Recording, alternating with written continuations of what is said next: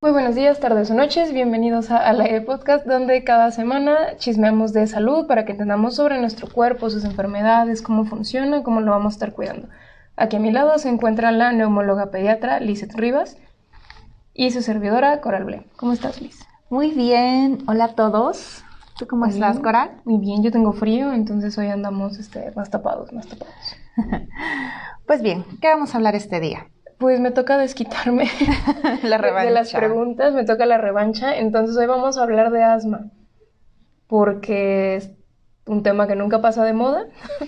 Y sobre todo, me decías, Ajá. asma en niños. Sí, porque... ¿Existe? ¿No existe? ¿Qué será? Los niños que dicen que se les quitó de la nada, que eran asmáticos y se les quitó, ya nunca más tuvieron. Los que les da miedo hacer ejercicio por el asma. Los que creen que es por alergia, entonces... O todo niño que tiene tos o sibilancia es asma. Ajá. Uh-huh. Vamos a ir viendo esos, vamos justamente a... esas cosas muy importantes sobre el tema de asma. Vamos al principio de esto. ¿Sí pueden padecer asma los niños o no? Bueno, el asma es una enfermedad que es una enfermedad inflamatoria de las vías respiratorias y puede presentarse a cualquier edad de la vida. Entonces, respondiendo a la pregunta si los niños pueden padecer de asma, la respuesta es que sí, pueden padecer. Es más, se vuelve un reto diagnóstico, sobre todo en los lactantes. Cuando hablamos de lactantes, son niños menores de 2 años de edad. Ya preescolares, ya son los niños entre 3, 4, 5 años de edad. Y te digo, es un reto diagnóstico, es decir, poder confirmar y poder concluir que este es su diagnóstico, asma, pero sí existe. Entonces, hablando de asma, sabemos que es una de las enfermedades más prevalentes a nivel respiratorio en la infancia. Y se ha visto que su prevalencia puede variar. En general, el asma, por ejemplo, aquí en México, oscila entre el 12% de la población. Hay que considerar que muchos casos pueden quedar subregistrados por falta de diagnóstico. Entonces, cuando hablamos de esta inflamación de las vías respiratorias, prácticamente nos referimos a la parte de bronquios, que son estos conductos que están a nivel torácico y son los que llevan el aire a nuestros pulmones. Entonces, estos tubitos que nos llevan el aire a los pulmones tienen un recubrimiento y este recubrimiento se le llama mucosa y epitelio y esto puede inflamarse. Entonces, cuando hay una inflamación de las vías respiratorias, va a haber una obstrucción. Estos tubitos que van hacia los pulmones tienen este recubrimiento. Además, nuestro cuerpo tiene células en todos los niveles y este recubrimiento se inflama, produce más moco, puede tener disminución la luz del tubo. Entonces, por ende, si está disminuido todo eso por esta inflamación que sucede, va a haber síntomas respiratorios como sibilancias, que son los famosos silbidos. Para los que no saben qué es sibilancia, aclarando. Los silbidos, ese ruidito que se escucha en el pecho. Y aquí yo voy a aclarar, no todo silbido es la sibilancia como sospechosa de asma, porque a veces me ha pasado en la consulta que me dicen, es que le escucho un silbido al respirar. Cuando vamos a examinar al bebé, por eso es muy importante preguntar todos los síntomas y todo lo que el papá, la mamá ve en casa, pero complementarlo con una exploración o un examen físico completo. Luego solo es un moco en la nariz. Eso te iba a decir, muchas veces sí hay obstrucción, pero es a nivel de nariz. Entonces, ahí está el silbido. El tema favorito de la doctora, el lavado nasal. No hablaré de eso porque tocamos sensibilidades. Luego lo haces con alguien que no sea yo. En esta sala. Entonces, volviendo a las sibilancias, que es debido a esta obstrucción de las vías respiratorias a nivel de bronquios y de bronquiolos. Entonces, este tipo de inflamación de vía respiratoria pueden ser, y tienen una característica que se van volviendo crónicas. Es decir, va pasando el tiempo y va pasando y va perpetuándose, va evolucionándose.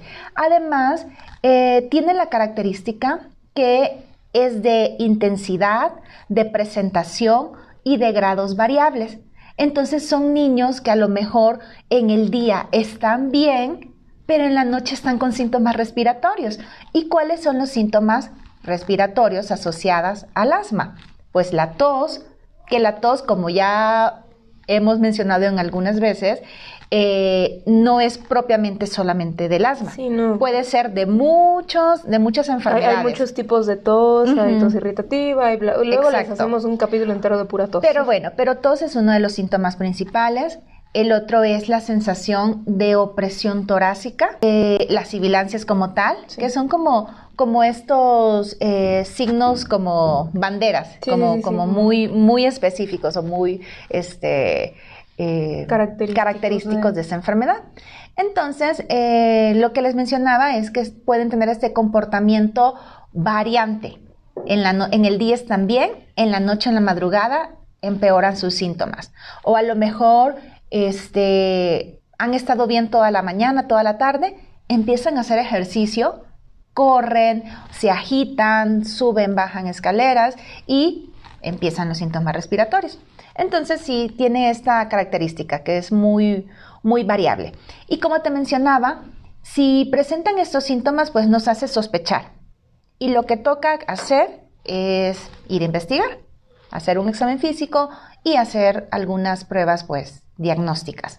Pero sí, es todo un reto el llegar a un diagnóstico de asma infantil, sobre todo en niños menores de 3 años de edad. Sí. Entonces, algo importante es hacer una historia clínica. Y fíjate que acá te quiero mencionar que nosotros en pediatría tenemos un índice predictor de asma, que a través de preguntas que van dirigidas hacia mamá, hacia papá, nos van dando la pauta si este niño tiene altas probabilidades de tener este perfil asmático. O lo más probable es que sea otra cosa. Exacto. Entonces, dentro de este índice predictor de asma, sobre todo se aplica a aquellos pacientitos pequeños que han tenido más de 3 episodios de sibilancias. Entendamos episodios de... primero entendamos el episodio de sibilancias, es decir, que hayan tenido estos silbidos en el pecho y que muchas veces han tenido que nebulizar. De ese contexto, son 3 episodios episodios en menores de 3 años de edad. Entonces, pero, ¿en cuánto tiempo? En los primeros 3 años de vida. 3 episodios en un año, en 3 años. En 3 años de vida. En 3 años. Sí. Entonces, si un bebé tiene 3 años de edad, 2 años de edad y ya tuvo 3 episodios de sibilancias, tenemos que hacer una historia clínica muy minuciosa. Entonces, esto no significa que ya le estoy haciendo diagnóstico de asma. Quiere decir que tengo que valorarlo dentro de mis diagnósticos diferenciales. Entonces, si tiene un criterio mayor o 2 menores de los que ya voy a mencionar, entonces sí se va perfilando, ¿verdad?, hacia este diagnóstico. Entonces, ¿qué entendemos como criterios mayores? Son aquellos que van a tener una mayor carga para la enfermedad de asma, como mayor antecedentes. Sí. Es decir, uno de ellos es tener el antecedente familiar que papá o mamá del bebé tuvo asma o tiene asma. O sea, hereditario, así. Entonces, ¿ahí qué significa? Tenemos un factor de riesgo, la carga genética para asma. El otro criterio mayor es que al niño menor de 3 años ya se le haya diagnosticado con eczema o dermatitis atópica. O sea, que ya tengo un diagnóstico médico. ¿Por qué? Porque me está hablando que es un niño que tiene el factor de riesgo de atopia. Cuando hablamos de atopia, alergias. Entonces, esos 2 ya es un criterio, digamos, de mayor peso. Luego tenemos los criterios menores. 2 segundos. Igual, para los que no saben de qué estamos hablando, esa dermatosis van a ser esa irritación en la piel, esos Es que no es rash, como la dermatitis pero, atópica, exactamente. granitos, o sea, Son palabras granitos, porque prácticas. en lo más general, Sí, son como granitos, y que son los niños que se llenan de granitos en la carita, en los brazos, en las piernas, que son muy sensibles a ciertos productos, digamos, detergentes. Sí, los niños que son alérgicos de piel delicada. Ándale, delicados. De piel delicada, Piel delicada. que hacen estos brotes y que se ponen rojitos. Ajá. Y se les quita y vuelve. Si no, nada más aclarando, seguimos. Los criterios menores, entonces. Los criterios menores sería uno que el niño ya se le haya diagnosticado con rinitis alérgica. Es decir, como la alergia respiratoria que comúnmente se conoce. Sí, los niños que siempre andan con flujo nasal, que están estornudando. Los niños que odian la primavera. Exacto. Los que dicen, inician el día con el saludo al sol y es el estornudo. Sí. Los que siempre estornudan así en la mañana, o como tú dices, que tengan este patrón de inicia la primavera y empieza el estornudo, flujo nasal. Entonces, si estos niños ya tienen un diagnóstico de rinitis alérgica o hayan presentado un episodio de sibilancias que no esté asociado a una infección tipo resfriado común. Okay. Es decir, si de la nada él estaba bien y comenzó con sibilancias. Okay. La historia natural de la mayoría de sibilancias en los niños pequeños es que inician primero con los síntomas de gripe en nariz, fiebre, febrícula, o sea, como el malestar de cualquier gripe, y luego empiezan con las sibilancias. Okay. Y el otro criterio es tener en la biometría hemática alteraciones o mayor nivel de eosinófilos. Importante ahí, no se dejen guiar únicamente por si les marca alto o bajo en el reporte que se les da. Siempre vayan a su consulta médica, no se vale decir ahí dice alto y ya con eso. Niños manejamos otros parámetros, en la mayoría de laboratorios. Son un universo aparte, entonces mamá, papá, si ya tienen sus laboratorios, vayan con la doctora a que ella les interprete los resultados, no sé qué. Revisamos bien, porque depende según la edad del niño. No es lo mismo, te digo, una biometría de un niño de 3 meses de edad que la de 2 años de edad. Yo lo que más sufrí cuando estudiaba para paramédico fue aprenderme los signos vitales en los niños, porque cambian cada rato. Y yo, ok, está bien. Entiendo. Así es. Entonces, esto es las cosas que se deben de preguntar para que nos oriente si este niño tiene un índice predictivo de asma, digamos, positivo o negativo. Y dependiendo si tiene estos puntajes, digamos, y sí cumple criterios, entonces este niño se va perfilando hacia el diagnóstico de asma. Aparte de la historia clínica, pues también tenemos que ver signos físicos. Las sibilancias es lo que nosotros podemos auscultar. Hasta sin esteto se llegan a oír. Exacto, o sea, a veces es hasta audible. No sé si te ha pasado. Sí, cuando trabajábamos en eventos deportivos o cubríamos kermeses, cosas así, nunca faltaba el niño que se le olvidaba que era asmático. Y algo interesante. Y llegaban así, se oía de lejos el niño venir con las... Claro, estaba ahí con un evento agudo. Pero también cuando me lo llevan a la consulta, y si yo no escucho ninguna sibilancia, tampoco quiere decir, no tienes sibilancias en este momento, descartado. Porque para eso va la historia clínica y las pruebas diagnósticas. Exacto. Ahora, yo tengo una duda. En adultos, sí busca, o sea, si por ejemplo tenemos una prueba que es reto bronquial, en la cual pues buscamos hasta cierto punto desencadenar esa respuesta en caso de que fuera un asma reactiva. Sí. ¿En niños se vale? Sí, fíjate que está indicado, pero hay algoritmos. Es decir, paso 1, paso 2, paso 3. Entonces, cuando hablamos de pruebas diagnósticas, la espirometría sigue siendo la primera opción. A fuerza. Sí se pueden realizar y sí se hacen, pero necesitamos tiempo y buena asesoría. Está bien. Ok. No pondremos a correr niños.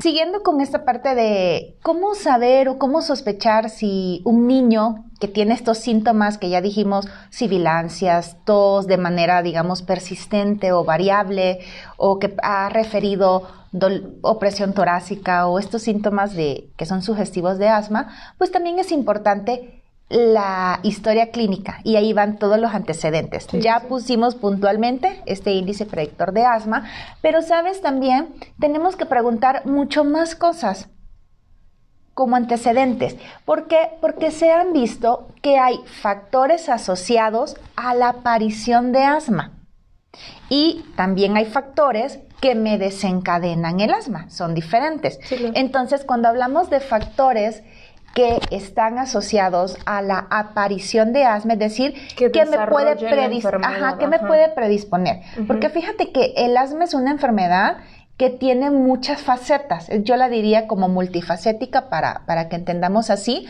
Los libros me dicen presenta varios fenotipos, es decir, Ajá. como que varias presentaciones. Sí, sí, sí, sí. Pero es así muy multifacética. Existe el asma alérgica, entonces por eso vamos haciendo este tipo de preguntas. Sí. A ver, el niño tiene rinitis alérgica o ha tenido ya diagnóstico de dermatitis atópica.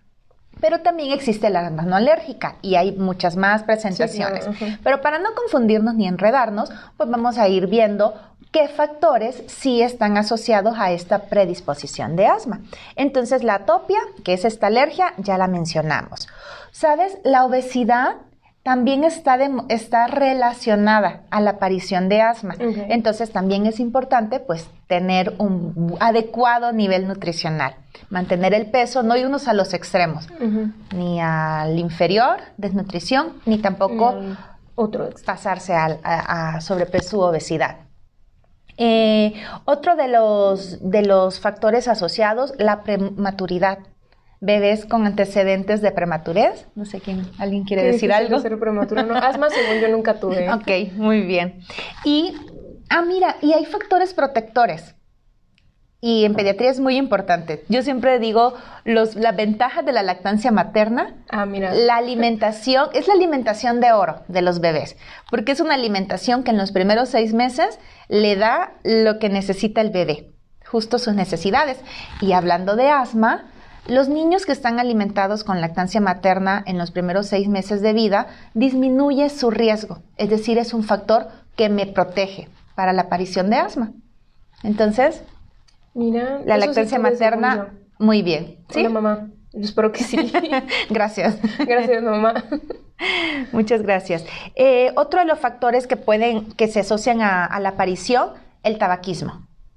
Y bueno, creo que aquí si hablamos de tabaquismo hay mucho Uf, que decir. Ajá, no vamos a acabar nunca con eso. Pero vemos aquí que este tabaquismo ya sea De segunda mano. de segunda, tercera mano y después vamos a Que ahora hay explicar qué cuarta es eso. mano, ajá. Exacto.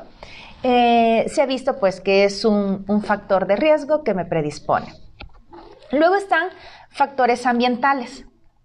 Y hay quienes, por ejemplo, tienen esta sensibilidad a aeroalergenos, que son como todas estas, El polen. como el polen, la polución. Se ha visto pues que la contaminación ambiental Sí, hay gente alérgica predispone. a la contaminación, gente, ajá. Bueno, No. alérgica a la contaminación. Bueno, es que te pero- predispone Sí. y te genera un estado de inflamación al final, Ujú. a nivel Sí, de claro. respiratorio.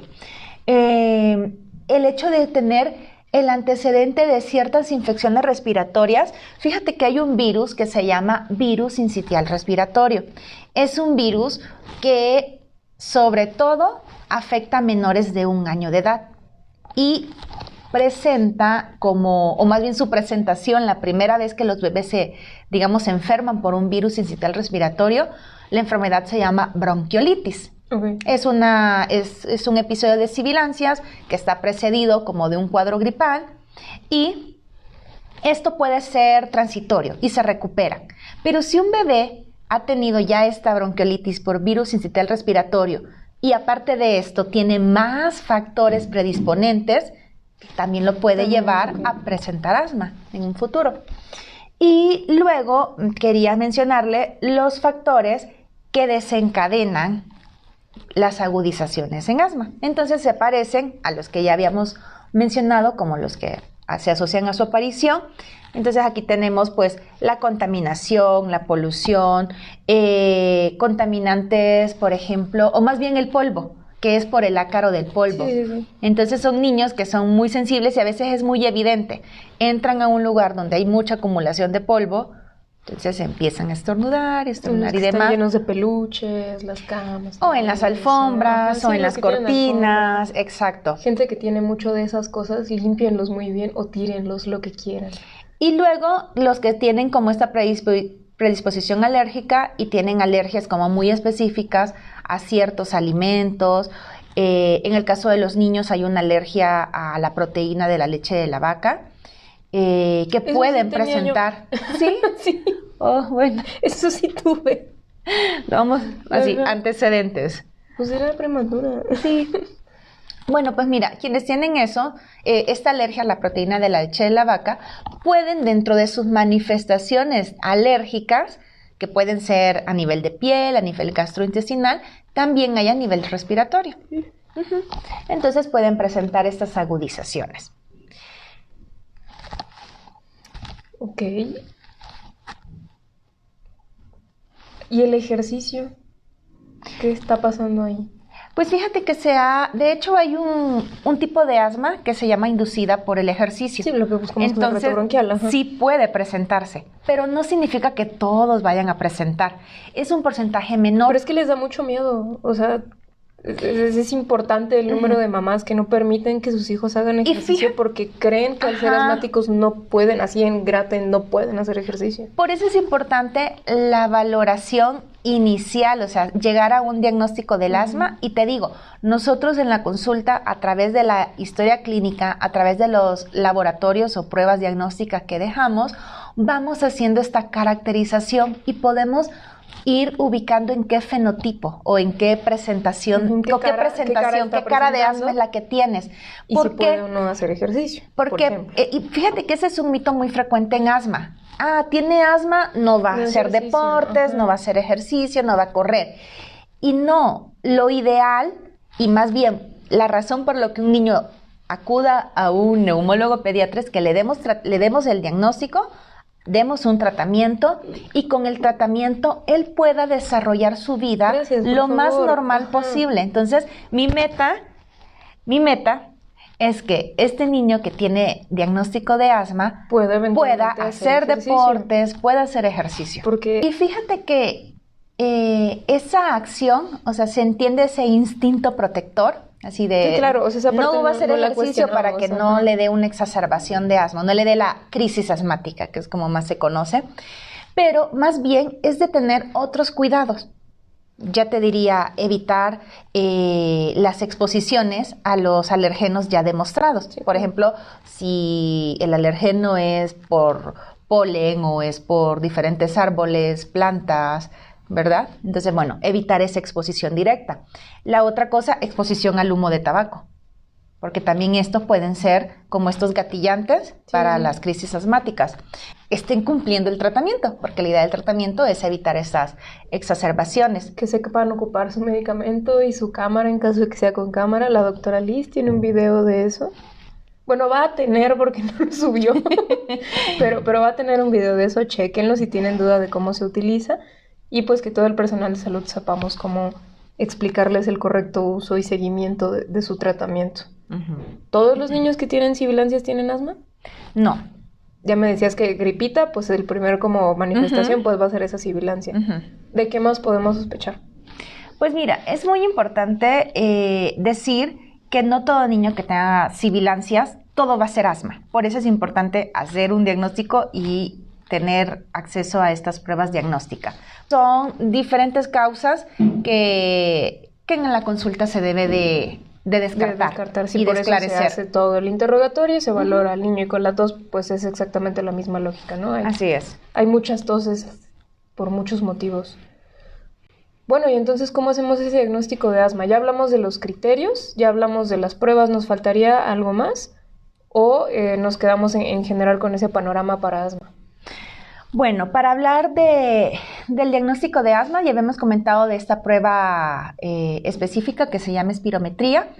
La idea de diagnosticar asma, o más bien lo que se busca al diagnosticar asma, es encontrar una prueba de función pulmonar que me esté demostrando esta limitación de aire, esta obstrucción, y que es cuando utilizamos el broncodilatador, que la mejor prueba diagnóstica se llama espirometría, con broncodilatador. Entonces, en niños, pues obviamente podemos tener esta limitante de la edad. Las guías y los libros te describen que se las puedes realizar a partir de los 3 años de edad, pero fíjate que es una prueba, es muy variable. Yo he tenido pacientitos de 4 años que la hacen sin ningún problema. Con la ayuda de ciertos incentivos en la computadora. Sí, mándenos a sus niños si creen que pueden hacer la espirometría, se gana un premio el que lo logre. Lo podemos hacer sin mayor dificultad. Los libros dicen arriba de 3 años de edad. Yo creo que es de valorarlo y hacer diferentes pruebas para ver si lo pueden hacer. Una mamá bien intensa con el bebé. Él puede. En el caso de que la espirometría no se pueda realizar, existen otras pruebas que pueden ser complementarias. Y fíjate que hay otra prueba que tenemos que es prueba diagnóstica.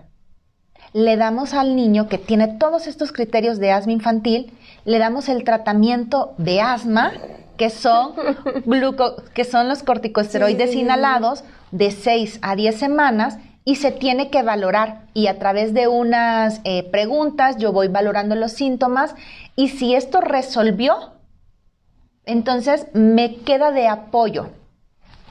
Coral está muy escéptica en este momento. No, pues claro que funciona. Lo dicen las guías, No estoy cuestionando las guías, solo... Obvio, estamos hablando de asma infantil. Esto no lo vamos a hacer, sobre todo en niños menores de 5 años, en donde la espirometría está limitada. Niños mayores de 6 años, pues si tengo que hacer la espirometría. Ok, no aplica para todas las edades. No aplica. Trampa. No, son para los preescolares. Ok. Así que tenemos todas estas herramientas diagnósticas. Pues hasta ahora todo muy claro, ya les debemos varios capítulos más adelante. ¿Qué recomendaciones queremos dejar para mami, para papi en casita? Y pues si algún adolescente nos anda escuchando por ahí. Sí, pues mira, para concluir, el asma infantil sí existe. Necesitamos hacer una historia clínica, ver si los niños tienen el antecedente familiar, antecedentes personales de alergias y demás. Y ante los síntomas de tos, sibilancias o silbidos de pecho, falta de aire, dificultad respiratoria, es mejor evaluar y pensar en este diagnóstico. ¿Por qué, Coral? Porque si yo tengo un diagnóstico, voy a poder tratar. Entonces, de nada sirve estar tratando los síntomas a como se me ocurra si no estoy tratando el problema de raíz. No es una solución. Exacto. Entonces, teniendo un diagnóstico, voy a poder dar un tratamiento y el niño pues va a tener una vida lo más normal. Muchas gracias por las recomendaciones. Vamos a hacer una pregunta bonus. Esto igual va a ser mamá, papá en casa. Esto no reemplaza una consulta médica. Esto es en lo que atienden al niño para dar una atención oportuna. Mi niño tiene una crisis asmática, no tengo el medicamento disponible, no estoy del todo seguro del medicamento, se le olvidó que casi no pasa. ¿Qué hago? Claro. Primero, es muy importante lo que tú dices, o sea, ya un niño que tenga el diagnóstico de asma. ¿Por qué? Porque si no puede ser cualquier otra cosa y no ser asma. Pero si el niño ya tiene el diagnóstico confirmado y está teniendo una crisis asmática porque se expuso a cualquiera de estos factores desencadenantes y no presentó la crisis, sí es importante que los papás tengan el entrenamiento de cómo utilizar el medicamento de rescate. En la mayoría de casos, te digo, para niños, seguimos utilizando el salbutamol y lo podemos aplicar con aerocámara porque es práctico. Lo podemos utilizar en el instante. Es la mejor vía posible de administración. Entonces es importante tener en casa salbutamol, una aerocámara y los pasos para poder utilizarlos. Pues yo ya les compartí también en mis redes sociales cómo utilizar el esquema de rescate. Y esto nos permite movernos a una urgencia, la urgencia más cercana. En el primer capítulo que compartías de tu otro show. Así Pero es. muy bien, muchísimas gracias. Si tienen cualquier duda, pueden volver a escuchar esto, nos pueden mandar sus preguntas aquí. Muchas gracias por escucharnos, ha sido un gusto como siempre compartir con ustedes. No olviden seguirnos en todas nuestras redes sociales y escríbanos con toda confianza qué otros temas podremos platicar. No olviden que también estamos en Spotify para los que les gusta puro audio. Buenas noches.